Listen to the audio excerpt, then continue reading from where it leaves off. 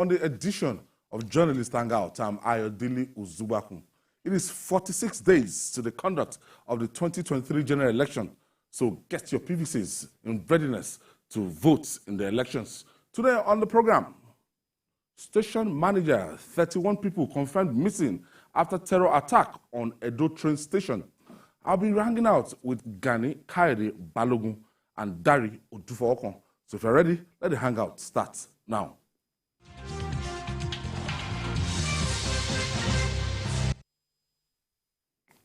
Thank you, First Law. Babajide Sanwo Olu has prayed for more smooth and peaceful transition, urging people to disregard evil predictions of anarchy and violence usually thrown out during election seasons by fake prophets and enemies of the country.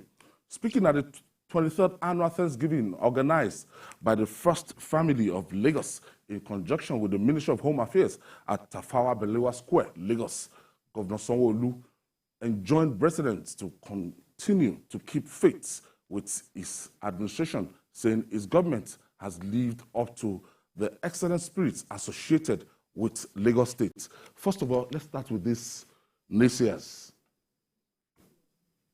A lot of people, it's not even prophecy of, doomsday, I won't call the doomsday prophets. It's not the negative prediction about the election now. Some people, they've thrown caution into the air. That pulpit is to use to launch, campaign and attack, opponents of your political destiny. And some people, they've used the church, Christianity as a ground for campaign. And some have decided to use the other faith, Islam, to like a counter campaign. Now, all this is, we're not talking about the interest of Nigerians. So we see a lot of these prophets, and they started their predictions again. Every 4 years, it's actually the time for some people to renew their popularity as prophets and clerics. And every time we say it, that we must still find a way of keeping religion out of our politics. Unfortunately, it's not so. And we are seeing them. You call them naysayers, you call them prophets of doom, you call them this. But the worrisome part of it all is that none of their prophecy talks about the goods that will come to Nigerians. It's always about this particular person will not get there. And these prophecies or predictions are never backed with any form of facts or hypothesis. Nothing. It is just their own opinion translated they'll claim that the Spirit of God. But they'll claim the Spirit of God. But 2 weeks after the election, we discovered that that person that you predicted that will win the election will end up not winning. In 2019, we saw many of these predictions. Some of them lied low for a while, only to bounce back later. They are at it again. What I'm telling you is that they will claim, that's the right word, they will claim the Spirit of God. But God is never an author of confusion. Who will tell this Mr. Hay, Billy Aminu will lose, and tells Mr. D, this one will lose? No.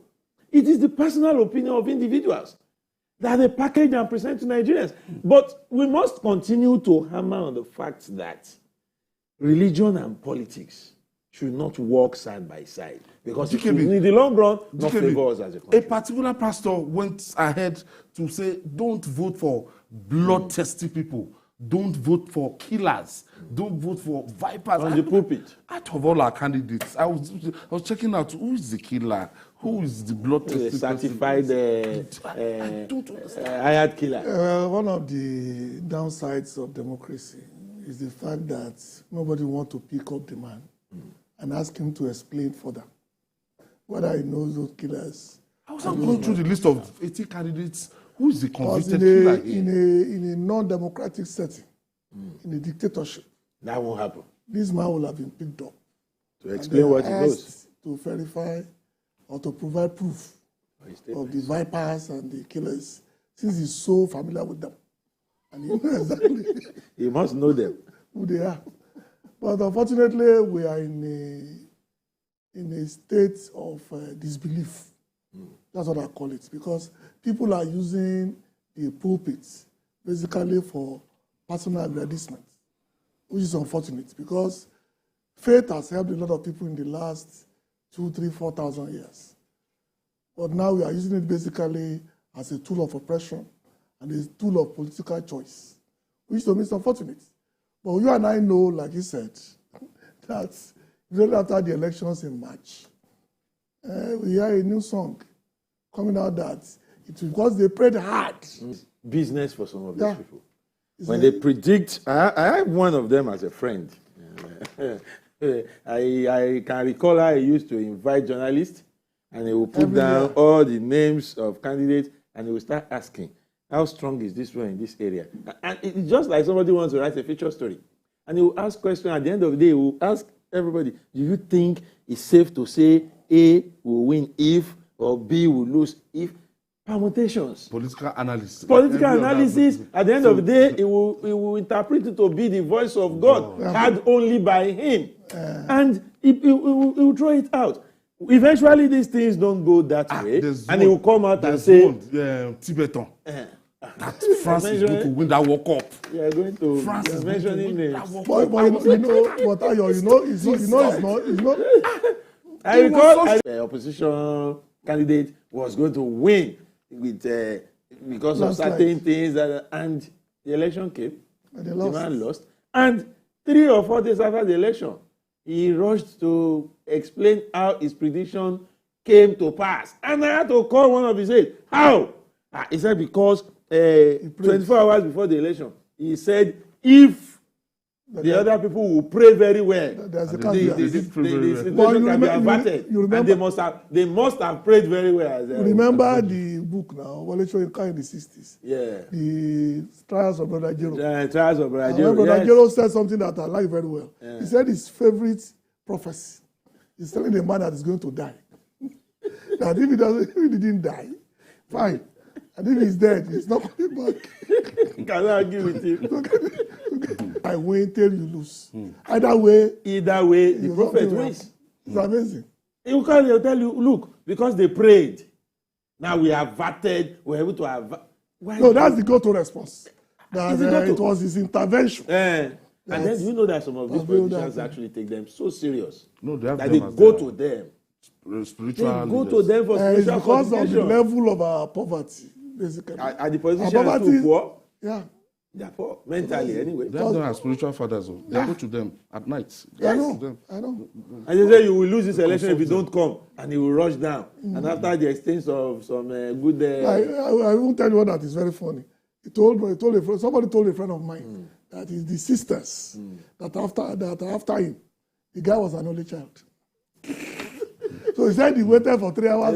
Spiritual sisters. So let's go to Sanwo Olu in Lagos State now. And Governor Sanwo Olu say he has lived up to the excellent spirit associated with it. Look, AY, with the fear of sounding partisan, I want to say that I think in all fairness to Lagos and not to Sanwo Olu has performed creditably well. It came at a time when there are so many issues as per governance. You will recall how immediately after I came, we had the COVID-19. Shortly after that, there was the EndSARS crisis. And here's a man who weathered through all these crises, in my opinion, beautifully well. Then look at infrastructure. One thing I think he is doing, and he's doing well, is following what appears to be a pattern about the disease. We are deviated from that template. It is possible that those who even come after him will find it difficult going back to that template. Look at the rail. He became so passionate about that project that you would think he has something to personally gain from it. But he does, as a governor. If you walk around my office, and you usually, like I do, take a stroll to Kappa bus stop, and you see people at closing time, the old train will be filled up, and the rooftop of the train will be filled up, and people will be hanging. That's why you need to see it. People will be hanging on a moving train. Those are people leaving Lagos every day for the outskirts. And in the morning, you will see them coming in the same pattern. So for a governor to sit down and say, look, let's take advantage of what we have to develop that sector, he must have done a lot of thinking. And if it is the only thing, by the time it is fully operational, I'm telling you that even if it is the only thing, by the time it is fully operational, you will understand the impact on Lagos. Then look at transportation, health especially. And another big project that the Governor Sanwo Olu might not give priority, that anytime I see, it pains me. That's Oshodi, $70 million worth projects. That Oshodi terminus. No. That thing should be completed. And I think they are working towards that. Don't forget, they're also building one at. Irrespective of who's they're also building a similar. They also build a similar structure at Abuleba. Because yes, he completed that Agege flyover. The flyover was completed. Super flyover. You must also know that there are a lot of things begging for. About. If you come to Oshodi bus terminal, the terminals at night, you will like the place. Man. I mean, I'm sure you will work on two things really. One of them is the fact that only one part is fully functional. Yes. The Oshodi aspect. Because Oshodi is gradually getting back to the way it used to be. I agree with Dirty you. area boys, and cars. I still pass. But I think this train project too will help to curb that. Because it's not along this axis. The place is being fenced off. The train you are talking about is not along the Oshodi axis. What Ayo is talking about is a project that is working at that level. And then there's nothing to say that they are moving at the same pace that they started. That's the point he was making. Yeah, but that's exactly why I said a lot of things. Well, I think Sanwo Olu has done very well. Again, like you, not to sound partisan. I think because he came after a very popular governor. Yeah. And the governor that people saw as a grassroots man. And so it's very difficult to hit the ground running when you come after somebody of that nature. But he has managed to do it with panache, with class, for two reasons. One is he appears to be a workaholic. I'm not very close to him, so I don't know his work pattern. But he appears from afar to be a workaholic. And that's what Lagos needs. Yeah. If you are a governor of Lagos and you are not ready to work 24 hours a day, Lagos will crumble under you. Yeah. So he has been able to live up to that expectation. And don't forget, he caught COVID twice. And, personally, talking about the level of opposition now, since 1999, that I've been monitoring the election in Lagos, I can say this is about the weakest right now. You know why? The opposition? The opposition in Lagos is in opposition to itself. The PDP ordinarily has always been the opposition in Lagos. But this time around, the PDP is divided into three. Wow. The Labour Party left PDP. Lagos Labour Party used to be in PDP. Check all their candidates. Not to talk about the PDP faction in Lagos that produced the governorship candidate of Labour. And the PDP faction, you know where it belongs in the PDP factions. And that faction is opposed not only to the... they are opposed not only... We can trace these guys. They are opposed not only to Atiku, but also to Jandor. They see Jandor as an interloper who came, snatched the ticket miraculously, and is doing wonders. But having said that, there is also those who stayed within the PDP and are insisting that, look, this man is not a PDP man. He cannot be our governor. That makes three. In that situation, what can such an opposition do? It has been like that since 1999. Well, but it has never been this worse. Labour Party will naturally disturb PDP in its strongest areas in Lagos for reasons we all know. Because we know that PDP has some strongholds in Lagos that will now favor the candidates of Labour more than the candidates of PDP. To the advantage of APC. So you can they cancel each other out. There is something Sanwo Olu has been able to do. I'll give him credit for this. I may be wrong, but on the surface, I think I want to give it to him. He has been able to ease the usual tension in the ruling party by maintaining a very cordial relationship with his deputy. Usually, the crisis or the tension within the room always starts from that. No, they're friends. But you see him, not only do they go everywhere together, they throw banters, they do this, and in the business of government, it is easy to know they are working together. Yeah. And then the deputy seems to be more involved in party affairs. And then the governor is comfortable that, my deputy, the state chairman of the party the deputy governor, the governor, once they work hand in hand, you reduce tension in the party. There will be mongering, murmurings and all that. But if at that topmost level there is no crisis, the opposition will have no leeway. I think the governor is such a person because he admitted that there was a time he wanted to be chief of staff. So the man now became his deputy. Yes. So the level of respect between them is something you can even see. So there's really no room for people coming in into a friendship that lasted over 30 years. Yeah. Okay. Now, moving on now. Ogun State, southwest Nigeria, is assuming some notorious identity as a crime. Fatoye in Abeokuta, the state capital, has escaped from police custody.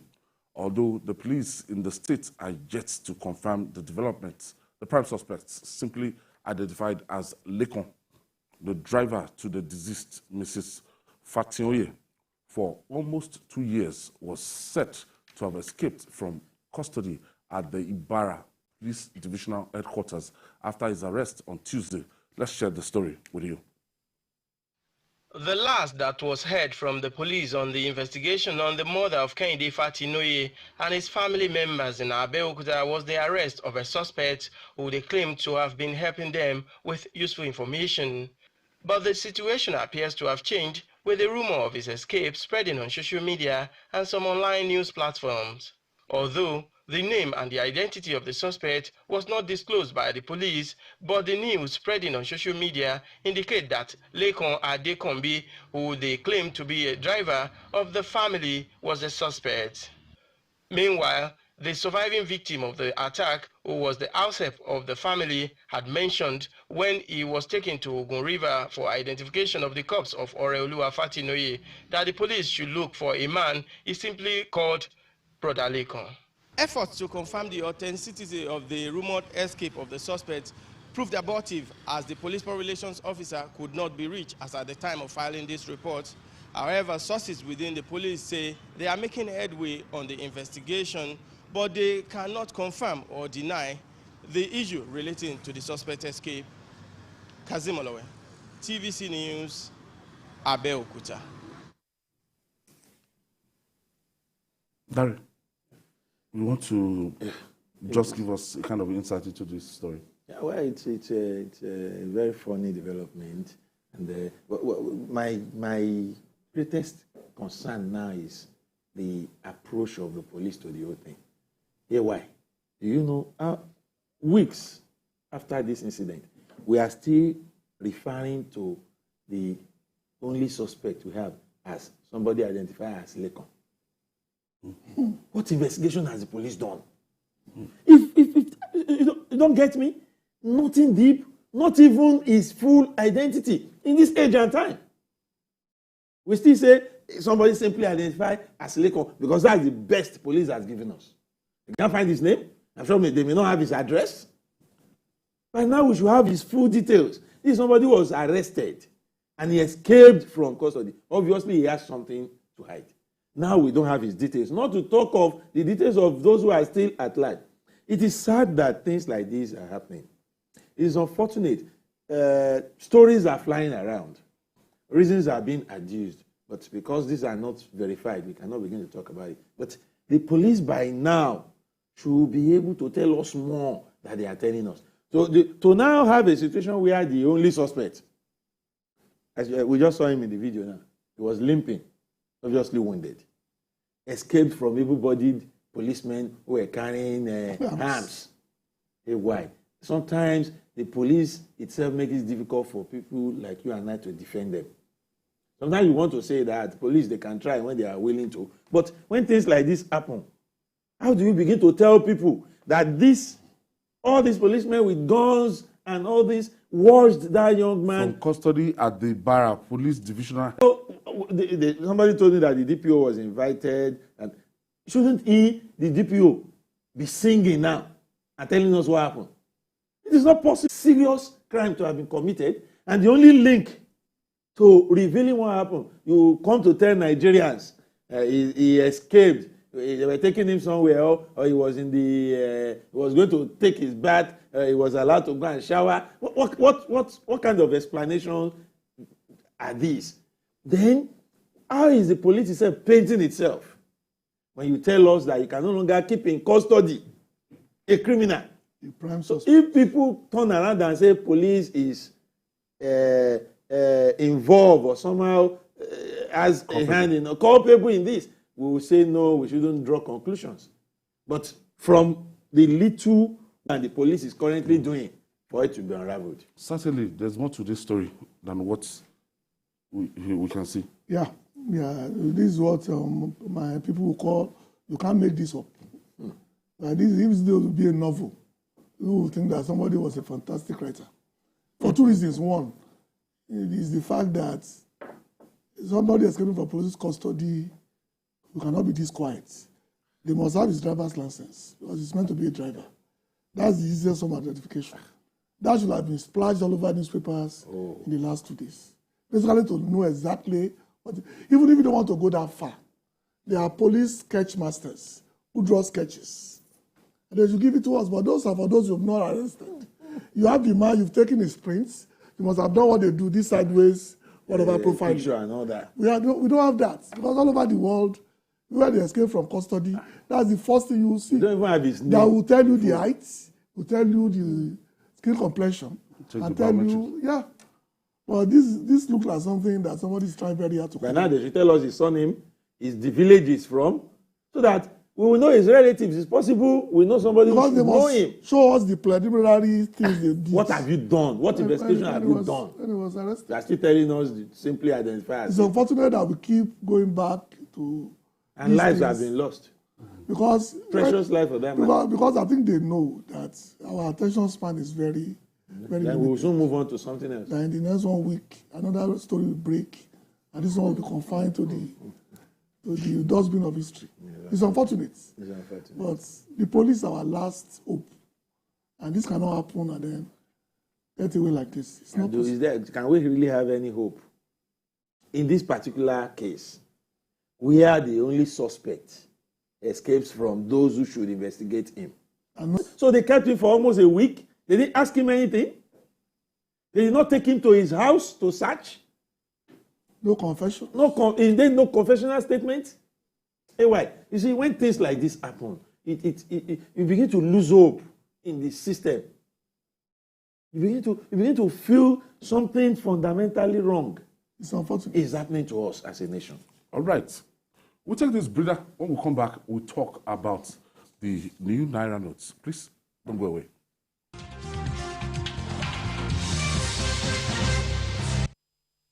Registration for UTME into Nigerian tertiary institutions begins January 14 to 14th February 2023. Candidates must check their eligibility before commencing registration, scanning the QR code provided by JAMB for the e-brochure and e-syllabus. Each candidate must create a profile using only one phone number. Simply send your NIN by SMS to either 55019 or 66019. A profile code of 10 characters is received by the candidate to purchase the UTME/DE-EP. Candidates can buy the e-pins from the banks or the vending agents through their e-wallets. Registration fee, inclusive of all relevant charges, is 6,700 Naira with mock exam or 5,700 Naira without mock exam. Candidates are not to pay any other fee at the CBT center, as the fee stated is consolidated. Direct entry registration costs 4,700 Naira and starts 20th February to 20th April 2023. JAMB, enhancing academic excellence.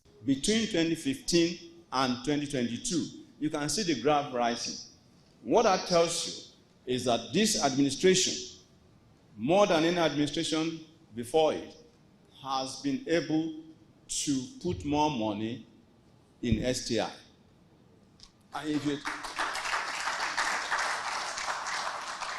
the reality is that anywhere, all over the world, science or research and development remain expensive venture. It's expensive. There are no two ways about it. And every product has its intrinsic value. This message is brought to you from the Federal Ministry of Information and Culture. My brother, my sister, do you know that winning an election is not only about getting the majority vote? For that your candidate to be declared winner of the election, he or she must secure 25% of the vote in 2/3 of all states plus the FCT to be president, and 25% of the vote in 2/3 of all local governments of a state to be governor. This is constitutional, and every presidential candidate has had to pass this threshold.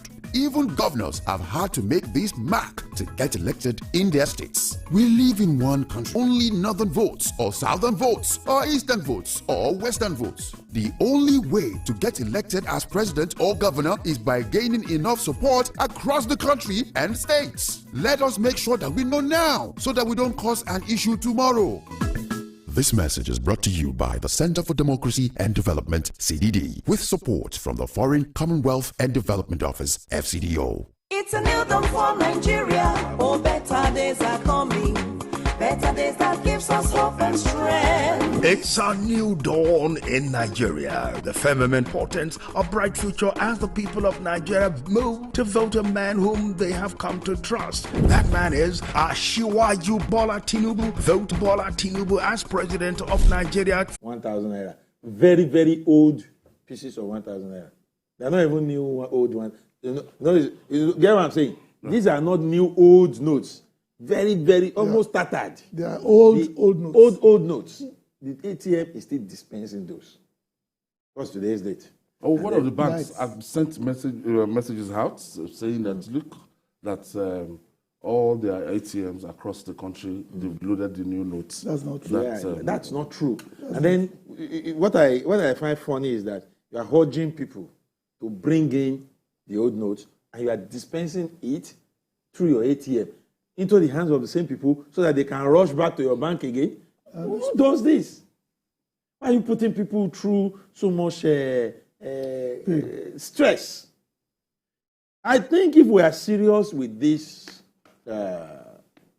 policy, the first thing is for either the National Assembly or the federal government now to tell CBN to make it wrong. Let me use the mild word. For any bank to dispense that old note as at today. We must mop up that old note the easiest way. We must not wait until people have to line up, faint, push themselves before mop it up. If we continue to dispense old notes up to a day like this in January, then we are showing gross unseriousness. Okay, Dari, I have to take you to Yobe State, where President Muhammadu Buhari is inaugurating some projects by Governor Mai Mala Buni.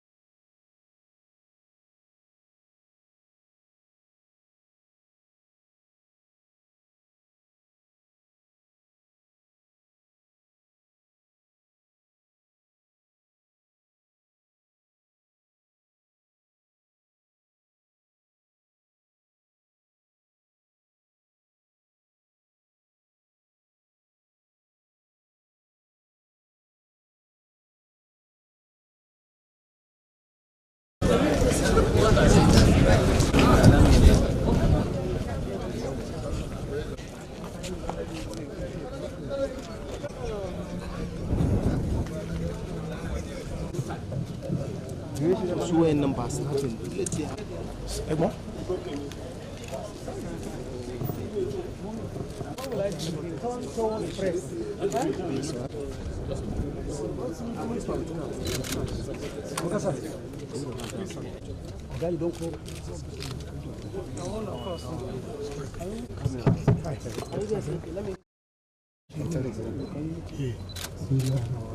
Well, this is the commission that I need today. Thank you very much.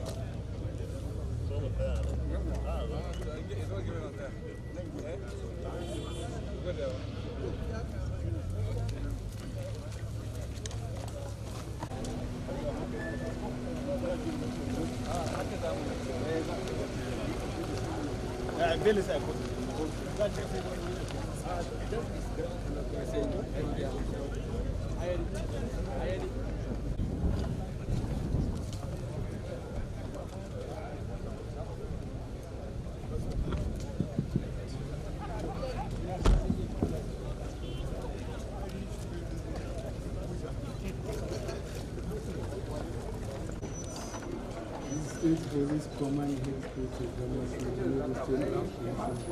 today. Thank you very much.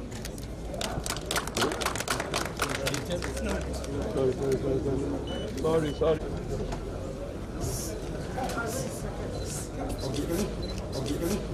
No, shift.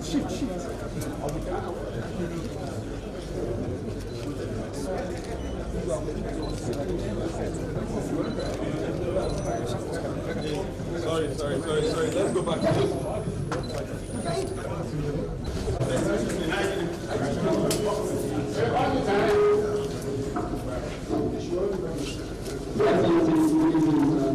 And we have an ambulance that is going to be.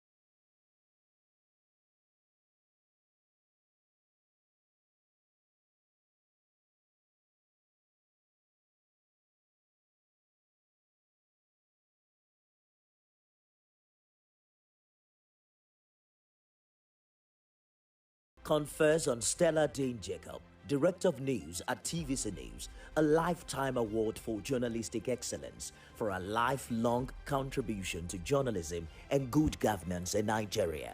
I'm dedicating this award to my 8-month-old daughter, Matea Josephine, and the next generation of broadcasters, so that they will take off from where I have left and to understand that you're only as good as your last performance. The 17th edition of the Wole Soyinka Award for Investigative Reporting was held on Friday, the 9th of December, 2022.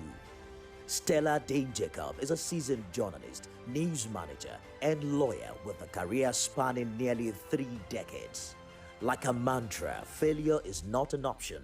Impossible does not exist. She remains focused and undeterred in nurturing talent and preserving globally accepted standards across newsrooms. Her contribution to broadcasting has produced winners and the Station of the Year awards for some news channels where she worked, including TVC. Mr. Honorable Minister, that's how you misinform the public.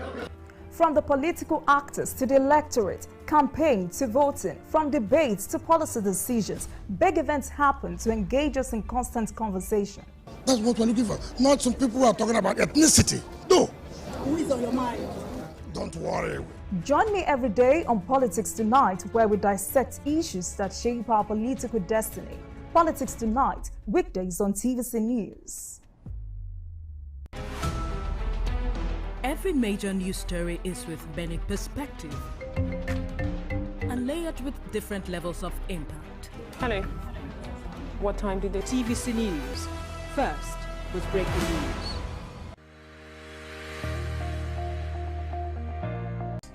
How does the monkeypox virus get spread? You can get the virus through close contact with an infected person and also through physical contact with an infected animal. To get monkeypox treatment, you need to see a physician. Here are the steps to protect yourself from monkeypox virus. Step 1. Avoid close contact with suspected or confirmed monkeypox cases. Step 2. Avoid physical touch with animals who could be infected. Step 3. Frequently clean and disinfect environments that could have been contaminated. We all need to join hands together to protect ourselves from this virus. This campaign is brought to you by TVC Communication. There is always more to a story than the screaming headline. The part of a story that is not told casts